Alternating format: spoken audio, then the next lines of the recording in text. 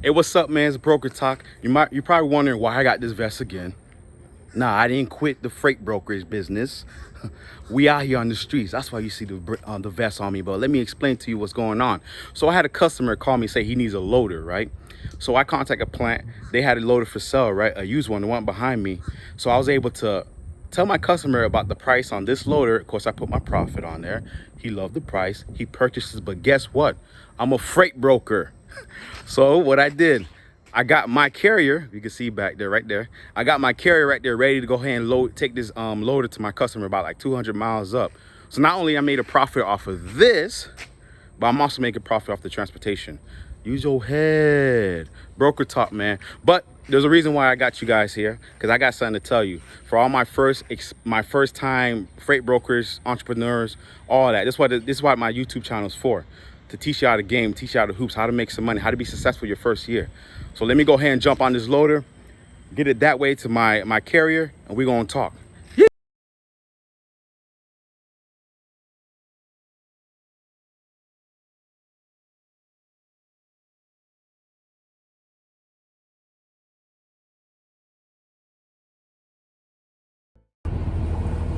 All right, man.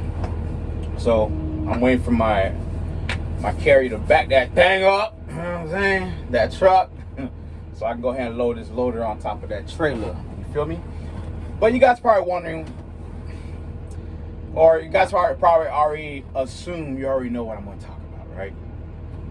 It's your first year as a freight broker and you need to find carriers. Well, not carriers. Well, you need to find customers, right? You need to find customers. You gotta think outside the box. You gotta No.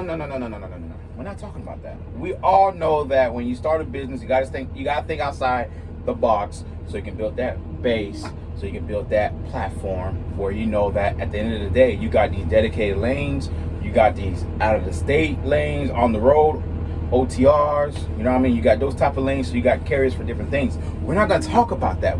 Before you get there, right? Before you find customers is what we're talking about today, right? It's brokers talk. And to give you a quick little insight of what I like or what I'm doing is I want to talk to brokers who already have their LLC, who already have the surety bond, who already have their load boards, who already have all the essentials you need as to become an official freight broker. MC number, DOT number, all that good stuff. That's who I'm trying to focus on, because once you get to that level, once you get to that platform, right, a lot of freight brokers get stuck. The reason why we get stuck is we don't know what to do next. And of course, we get all this stuff, we start paying money, we got bills that's coming up with these low board fee, these surety bond fees, these insurance fees, whatever the case may be. And yes, freight brokers, you really don't need insurance, because the carrier is going to have their own insurance, so they're kind of contracted, blah blah blah. Exactly, I know, but there's bills that are coming, right? And the first thing you want to do is go rush and go get you a customer. Before you go get that customer, I don't care if you're like, matter of fact, write in the comment below, right? Right now, write in the comment below. At the end of this video, if you want to know this, right, I'll give you the name of the company that I'm about to mention, right? I'll give you the information, everything that you want to know. I actually go in depth with you for free. It's a consultation for free consultations, right? Write in the comment below right now and say, hey, give me the Zhuet. It's spelled just how I put it in here. Give me the Zhuet. And then write in the question, you know what I mean, pertaining to this video. Don't go outside the door talking about, hey, what color should I get my truck, or what color should I paint my logo of my freight brokerage company? I don't want, listen, let's stay on topic. All right, write in the comment below, give me the Zhuet, and I'll write to you. I'll actually write back to you, let you know, hey, this is what I was talking about, this is what company I'm talking about, and I'll go in more depth about percentages and all that good stuff for free, no problem. But before you go out look for customers, right, the biggest thing that a lot of freight brokers run into is the accounting aspect of your business. I don't care if you are the best kept secret accountant America has ever seen. I don't care. When you first start your freight brokers, I advise you to get you a factoring company. Yes, a lot of factoring companies don't factor brokers, but they are factoring companies that do factor brokers. And that's not just the reason why you should get a factoring company so you get paid faster and they're paid to carry. No, you should get a factoring company because this business, this industry that we're in, especially as a freight broker, credit is king. It's like the bank. I don't care how much money you got in your pocket. I don't care how much you get paid every year. If you don't have a credit history, you're going to have to start from zero. I don't care. Unless you get on somebody's trade line. But even when you get on somebody's trade line, you still have to acquire that history. So the reason why I'm saying before you go look for customers, sign up with a factoring company. That's going to help you not only factor your loads, not only pay your carrier and give you your percentage where you don't have to worry about cashing out all these checks and doing this, figuring out who you have to pay, looking through invoices, looking through PODs. They do all that for you, right? They'll pay the carrier, they'll pay your cut, and they'll invoice the company. Simple. And at the end of the year, you get a nice little spreadsheet of who you paid, how much you made, you get all of that. It's easy, simple, right? But the main thing of factoring with getting a factoring company as a first year freight brokerage is what you're going to end up is you're going to find you a load, right? You're going to find you a customer. He's going to give you a spreadsheet of what they have planned to send out today or whatever. And you're going to go ahead and post these loads up. Bing, bing, bing, bing, bing, bing, bing, bing. I got this. Yeah. And you're going to get carriers calling you. We're the brokers. We're not a dispatcher. They're going to call. They need us. We need them. Dispatchers need us. We need dispatchers, right? So they're going to call you. And you're going to have this load. You got the margins right. You got your percentage. You got what they're going to get. What you're going to charge the customer. The customer says, great. They give you the rate con. And then the carrier calls you back and say, oh, my factoring company won't factor this load under you because you have no credit. What? See, that's what they don't tell you. They tell you to get a factoring company so you can get paid faster, blah, blah, blah, blah. But they don't mention about your credit history. A lot of carriers use factoring companies. And these factoring companies use a system just like the credit bureaus that we have, Equifax, TransUnion. They have a same system where they report payments to. So for instance, when you pay a carrier, the carrier is supposed to report that so-and-so brokerage paid me on time. Just like with any business, right? You buy you a house, you get a mortgage.